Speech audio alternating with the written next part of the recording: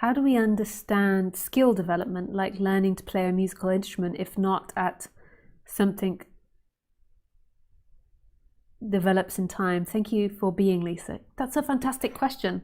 That's the absolute irony of this teaching. So with chimpanzees, I watched this experiment, how chimpanzees have very good instant memory, much better than humans. So instant, like about your environment. And the reason they think that is because when they're swinging through the trees, they have to perceive like where the branches are and have to be very present to what's happening in that moment. Whereas humans have a lot better long-term memory, because when we came down from the trees, we had to remember where the dangers were, you know, where the cliff, where you could potentially fall off the cliff, or where the tiger left, or where the bears lived, or where the snakes were. And we used that long-term memory in order to survive in a really sophisticated way. So like playing a musical instrument, the practice every day teaches the body how to play an instrument. The same with driving a car. That doesn't mean it's real. That's the way this apparent dream works. And this is the contradiction that you have to hold and get used to. Do you ever experience the past in which you learned the musical instrument? So if you learn it now, it's actually only ever happening now. And that's what God is, that's what love is. So this music is coming out now.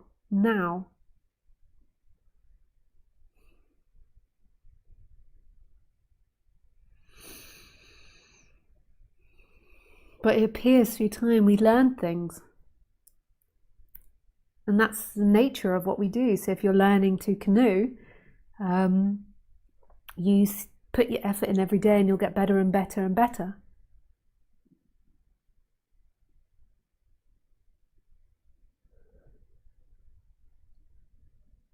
It's so magical.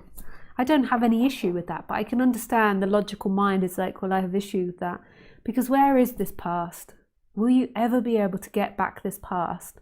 Can you ever prove that it ever really existed?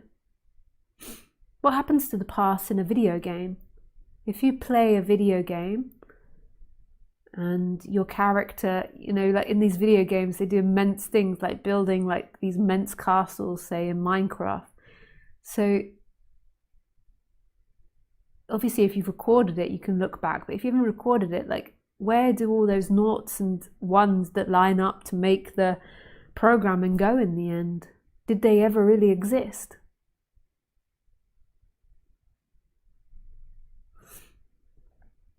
They change places, so they're the same noughts and ones that change places to look different. So now the noughts and ones are in different places and it looks like there's a castle that's been built. So it's the same energy of life, it's just rearranged in different ways. And so there is a playing of music. And there was seemingly all these times of playing it before, but in the experience there is only ever now. And that's the most important thing, is the realization that there is only ever presence. And that this presence is non-divided.